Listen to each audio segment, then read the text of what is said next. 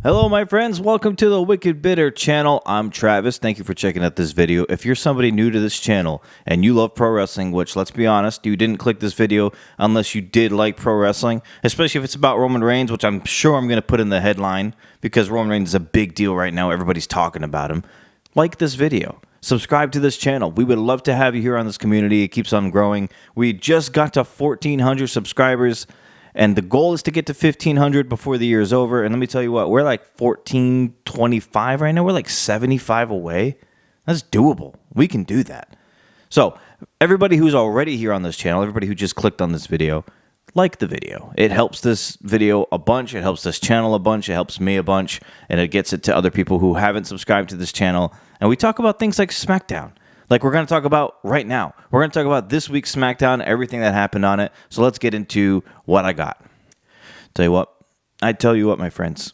I've been dealing with a little bit of a toothache the past few days. So it's been a little rough for me. It might be one of the reasons why I haven't put out a video since the Raw review, probably. Sorry for that. And also, I'm dealing with some school stuff.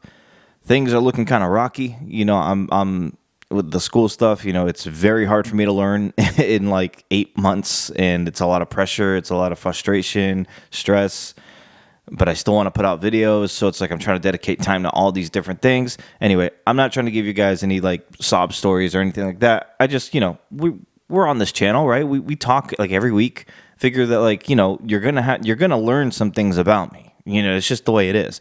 Like I would like to learn things about you. If you ever wanted to email in or message in the comments or whatever, you know, I mean, this is what we have now. This channel is not going anywhere. I'm going to be putting out videos every week. This channel is growing and growing and growing. I want this to be a place where all wrestling fans come and we all stay here and we all talk about wrestling with each other because it's so much more damn fun to talk about wrestling with other people who enjoy wrestling. Like I ran into a guy at work the other day. I was wearing like an AEW hoodie, and I see this guy all the time. I've been there for like a year now. I see this guy all the time. He's never said a word to me. Until yesterday, I was walking around with an AEW sweatshirt, and he was just like, "I like your hoodie, man." And then right away, I was just like, "Ooh, ooh!" And I took my earpod out, and I was like, "Yo, dude, you like wrestling?" And we just started talking for a few minutes. Like it's stuff like that, you know. Like it's such a cool community where you find somebody, you see somebody who enjoys the same thing that you do, and then you just go off on a tangent with them. It's like the coolest thing ever. All right. That's enough. Let's just get into SmackDown. I'm sorry. I just had to share some things with you guys. I appreciate all of you for hanging in there and watching these videos and subscribing to the channel, liking the videos and commenting and emailing. I really do appreciate it. This channel has blown up bigger than I thought it could be already. You know, even just in this past year alone. So, all right, let's get into SmackDown. We're going to start the show with our WWE Undisputed Champion, or however they word it. I hate that whole long name for that championship. Cody Rhodes comes out, which I saw an image yesterday, or the day before, where Cody was the only one who walked away still champion after SummerSlam. I didn't even realize that. All the titles changed hands except for Sami Zayn. That's pretty wild. Well, all the, you know, titles that were defended on SummerSlam, not like the tag titles or anything, but pretty crazy. So he comes out and he does the whole, "What do you want to talk about?" Which, honestly, guys, I like Cody Rhodes. I really don't like that catchphrase. I really don't like the "What do you want to talk about?" And everybody's just like, "Talk about anything, yeah." I don't know, dude. Just do your promo, man. Like I don't know. What do you want to do? You're the one that came out here. What do you want to talk about? So I don't know. It's whatever. Cody's cool and all, but he talks about how he wants to pick his opponent, or he wants to face someone specific at Bash. And as he's talking about that, Solo Sikoa comes out with Tonga Loa and Tama Tonga. No Jacob Fatu. There's been rumors that he was injured at SummerSlam doing that splash off the turnbuckle and through the table to Cody. He hurt his foot or somewhere around that area. I saw pictures of him like in a boot. So I hope it's nothing serious. We've heard from Triple H that it's not something serious, but he's not here. Maybe he gives him just an extra week to just chill or something. I don't know. But hopefully he's okay, because I really don't think I want to see Tama Tonga and Tonga Loa with those tag titles and just going to be in their matches. I'd rather see Jacob Fatu in those matches, but anyway, no Jacob Fatu. I thought maybe we would see him later on, but that didn't happen. So they come out. Solo talks about how what it boils down to is that he would have beaten Cody Rhodes if there was no outside interference, if it wasn't for Roman Reigns, all that kind of stuff. So he says that he wants a rematch, and then Cody flips out on him. I feel like they continuously make Solo look like he's not supposed to be on the same level as Roman or be taken seriously at all. The way people talk to him, the way it looks like people don't really fear him, the way Roman came in there and just cleaned house at SummerSlam. I don't know. I don't know what the plan is with Solo. I don't know if it was like a failed experiment where they tried to build him and it just didn't work the way they thought it would, but I don't think it's worked. I don't think it's worked. And I think Roman versus Solo is supposed to be a bigger match than what we're going to get. It's just I don't think the hype is there. I just don't think people see Solo on the same level. I mean, that's just me. I don't. And I like Solo Sikoa. I just don't see him, parallel to Roman Reigns at all. I just, whatever. But Cody Rhodes pretty much denies him and says, no, you'd be freaking crazy if you're going to get a rematch, right? And then Solo gets on the apron with the Tangaloa and Tamatonga, and from the back of the crowd, Kevin Owens comes in and with a chair, and he's there to help Cody, and they kind of like thwart him off, all that kind of stuff. And then before Kevin tries to leave, Cody Rhodes says, "Hey, Kevin, come in here. I want to talk to you." And he says, "I want to face you at Bash." And Kevin Owens looks like, no, I can't do that. I don't deserve a title shot. I shouldn't go for the title. I haven't done anything. Look at my win-loss record, all that kind of stuff. And then Cody basically just does it anyway. He says, "No, I'm going to go talk to Nick Aldis," and he's going to say, "Yeah, we got a title match." So that's how that segment ends. I thought that was pretty interesting. Kevin Owens, somebody who's a prize fighter, somebody who loves going for titles, somebody who I'm sure wants to hold that title, over there just denying it and saying, "No, I don't want the chance." And it's weird. It's very weird, but I'm into it. We're not going to get into everything, but the Profits, Street Profits, do beat A-Town Down Under. I love it. I love it because a lot of people have been complaining that the Profits haven't been booked, and they looked good in that tournament, that gauntlet match or whatever. And now tonight they beat A-Town Down Under, and then this is to be moving on to face either DIY or Pretty Deadly. Whoever wins that match, those two teams will face each other to be the number one contender for the tag team titles. So I wonder what they're going to do with those tag team titles. I wonder if the plan has changed because Fatu is hurt or what. But Street Profits end up being A-Town Down Under, and then we move on to Backstage. We go backstage, and it's Nick Aldis talking to Cody. Kevin Owens comes walking in. Kevin Owens tries to plead his case. No, I don't deserve a title shot. Nick Aldis is like, well, I've actually been thinking about giving Roman a title shot. And Kevin Owens just like loses it. He's just like, are you kidding me? Are you nuts? And he just like tells him all the reasons why Roman shouldn't get a title shot. And then Aldis is pretty much like, yep, see, I knew you wanted a title shot. So it'll be Kevin Owens versus Cody Rhodes at Bash of Berlin for the title. And I think this is a cool match. I think we all kind of expected Kevin Owens at some point to be in this title match or a title picture. He's getting his chance at Bash. Still think Cody's going to win this thing, but I do think it'll be the birth of a heel turn for Kevin Owens, because the way Owens looked in the ring initially when Cody mentioned the opportunity and he denied it and all that kind of stuff, he looked a little on edge. And then backstage, how we just went off on Roman Reigns, about Roman Reigns, and that to me looked like a bunch of shade of like a heel incoming. And I love Kevin Owens as a babyface, but Kevin Owens as a heel, that is what SmackDown needs. We need more heels that are believable. Whether it's going to be Kevin Owens or whether it's going to be Randy Orton, and hell, we haven't even seen AJ Styles. One of these guys, all of these guys, two of these guys. We need more heels, because Solo being the top guy heel, it seems like it hasn't really been working too much. Logan Paul taking some time off, probably. So we need some more heels here. And I think Kevin Owens being one will be great. I don't know if he does it at Bash, before Bash. I think it'll happen after Bash, but we'll see. Bash is only a couple of weeks away. We had a backstage segment with Tiffy Time. She's trying to plan Nia Jax's celebration for the following week. Pretty Deadly comes up to her. She kind of walks past them. Doesn't really. She interacts a little bit. She runs into Chelsea and Piper Niven, and Chelsea mentions like, "Oh, I know you have some ulterior motives to Nia Jax and whatever." And then Tiffy kind of like blows her off and walks away, kind of thing. I do wonder what the direction is going to be for Tiffy Time and Nia Jax, though. I don't know. I feel like if Tiffy's cashing in, it would probably have to be against Nia, right? Like, I feel like this is the story they're going to build here. Nia and Tiffy and the betrayal. But then when that comes, Does that make Nia Jax a face? I know I could be thinking way far down the line right now. Like, who knows when Tiffy's going to cash in? It could be a very long time. She has a very cool, interesting looking briefcase with a strap. It's all pink. I'm sure they're going to milk the hell out of that thing. Probably try to sell a bunch of it on shop and have her come out with it over her shoulder kind of thing, like a purse. So I know they're going to do that for a while before she cashes in. But who's beating Nia for that title right now or in the near future? Unless Charlotte comes back. And if Charlotte comes back, could you imagine Charlotte coming back, beating Nia Jax, and then Tiffy time cashing in on Charlotte? Whew. You want to talk about creating a big-time star? Tiffy will be even more over than she already is right now. We have Jade Cargill versus Alba Fire. This match wasn't too long. And you know, it's weird because I like that Jade was trying to sell for Alba and make Alba look pretty good here, but I don't know. It looks weird. I don't know if it's just because Jade looks a little clunky still in the ring, but Alba beating her up. I like the fact that she didn't just destroy Alba Fire, but it still didn't look, too amazing. Jade did okay, though. I mean, she looked fine. I still don't understand how, after all this time, Jade isn't picking it up more than she has. You know what I mean?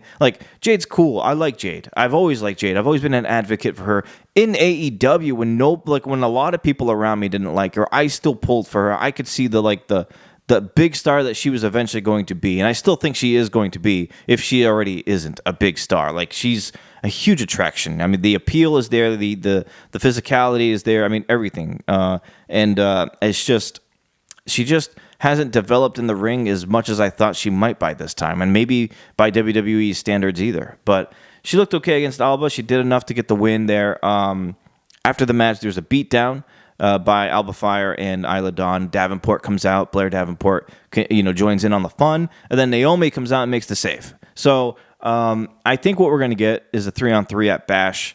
And it looks like WWE is trying to show everybody that, hey, we didn't give Alba Fire and Isla Dawn a 1-month reign. They've been champion for 3 months now or whatever it is. And I think they're just doing that just to make it not look like they just gave them those titles in Scotland just for the fact that Alba, her family member passed away, or because it was in their hometown kind of thing.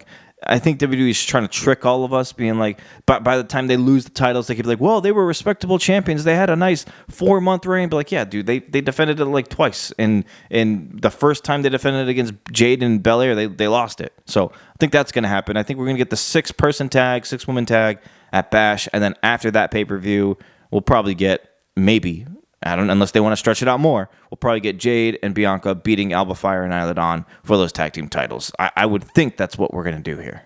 Our boy, LA Knight, yeah, came out, U.S. champ, yeah, came out looking great.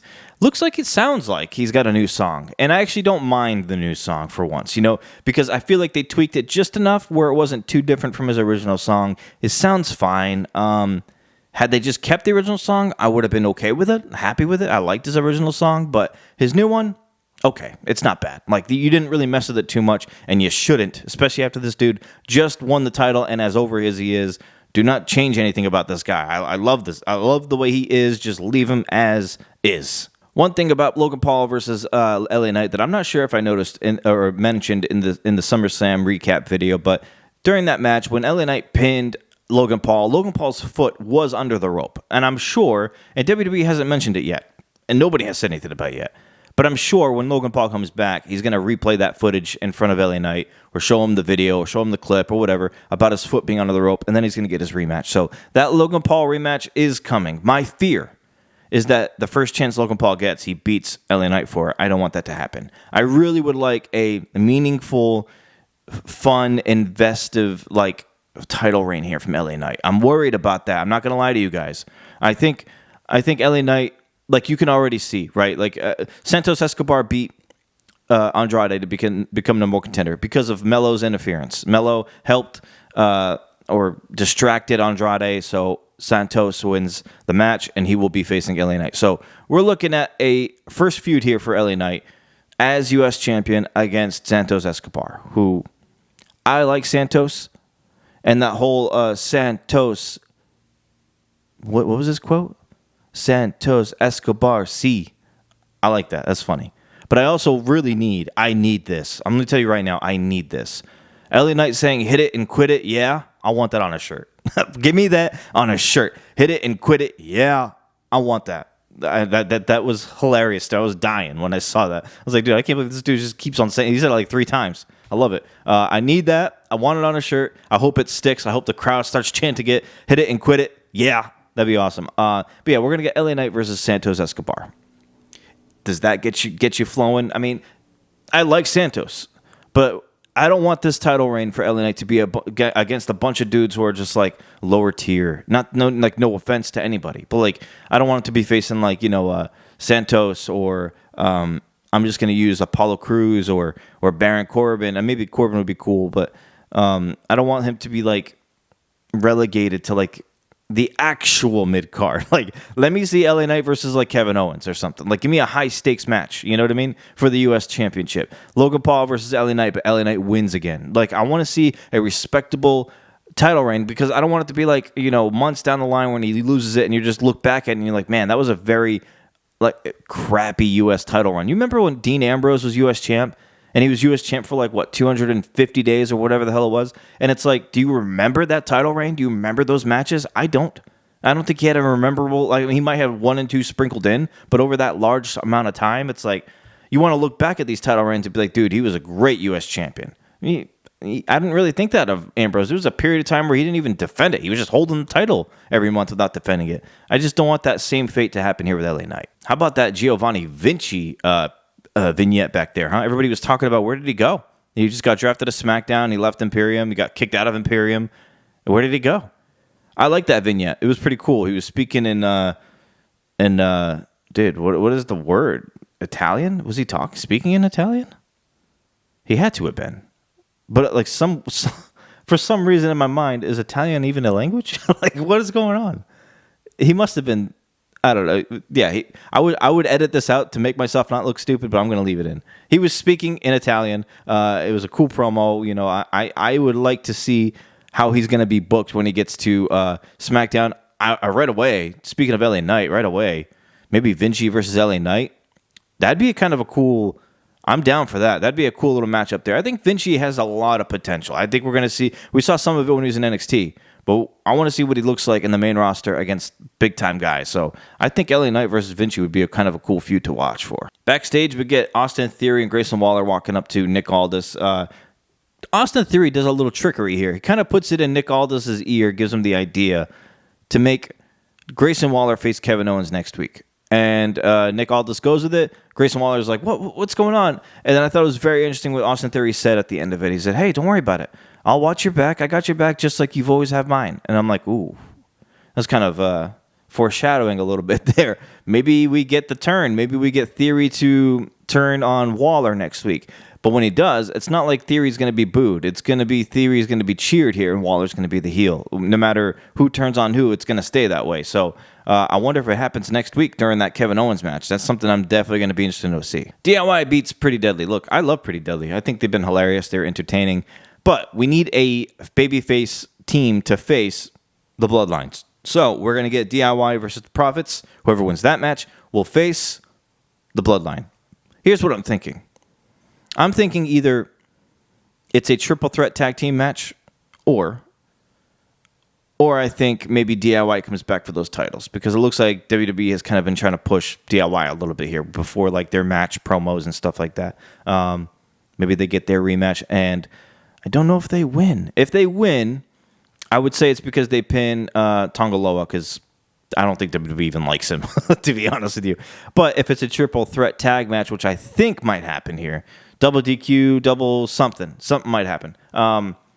If that's the case, then if it's triple threat tag, I see the Bloodline not getting pinned in that match and like Profits or DIY winning it. That's the way I think I would book it, unless WWE just like Fatu's injury is too much for them and they just like, nah, we got to get these titles off them now. Now it doesn't mean anything. So interesting to see what happens there. But that'd be a fun match, DIY versus Profits.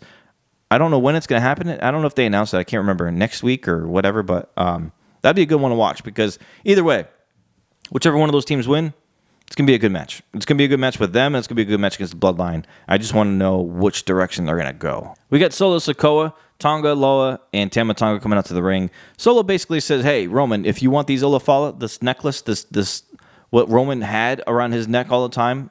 I think I'm pronouncing it right. It's the Olafala, I'm pretty sure. He says, if he wants it back, if you want to be the tribal chief, then come and get it. Come take it from me. And without hesitation, really, a few seconds later, here comes Roman Reigns. Like, I was just like, oh, okay, here we go. I don't know. I thought the return for Roman would have been a little more majestic. It was kind of like, well, I say return, even though he returned at SummerSlam. I mean, like SmackDown return, like he's back. You know what I mean? Like, it was weird that it didn't come from a surprise. We kind of knew when it was going to happen. It was the main event. We were told that Roman will be here, so we kind of knew it's happening. And then Solo calls him out, and then boom, here he comes. Like, it was just pretty basic. I was like, okay, cool. Well, Roman is here. So Roman came out. Solo sends his henchmen out there, and they get beat up, and then Roman gets in the ring, and Superman punch to Solo, some punches here thrown, all that kind of stuff. Looks like he's about to spear him, but then I think it's Tonga Loa who pulled Solo out of the ring. Roman goes to pick up the Olafala, about to put it on, and then Tama Tonga attacks him from behind, and then Solo gets in there. Like, it was like a huge back and forth type deal here. Roman ends up standing tall. He ends up spearing Tonga Loa and Tama Tonga, whatever combination it was. I don't even know. But Solo had escaped with the Olafala, and he was, standing up on the stage. He ends up putting it around his neck. And I think I read Roman Reigns' lips before the camera, before the show ended, where he said, "I'm going to give you one chance," or something like that. Yeah, interesting. No words from Roman on a microphone. It's kind of similar to what we saw at SummerSlam when he showed up. Just came out and beat them down and did a lot of staring at the crowd, a lot of ooh-ahs and spearing people through barricades and, just shit like that. And then it's just like, that's how it ends. And I'm like, okay, that was cool. I kind of was waiting. It was highly anticipating watching the show. And I couldn't wait to see what Roman was going to say or do. But it was kind of like the same thing he did at SummerSlam. So I don't know if they're just trying to buy time here. And honestly, I was going to say like a 6-man tag or something at Bash, but with Cody and Roman against the Bloodline and stuff like that. But Cody's occupied now. Randy's occupied now. So it looks like, and in fact, looks like he's hurt. So maybe we are going to get the one-on-one at Bash. Roman Reigns versus Solo.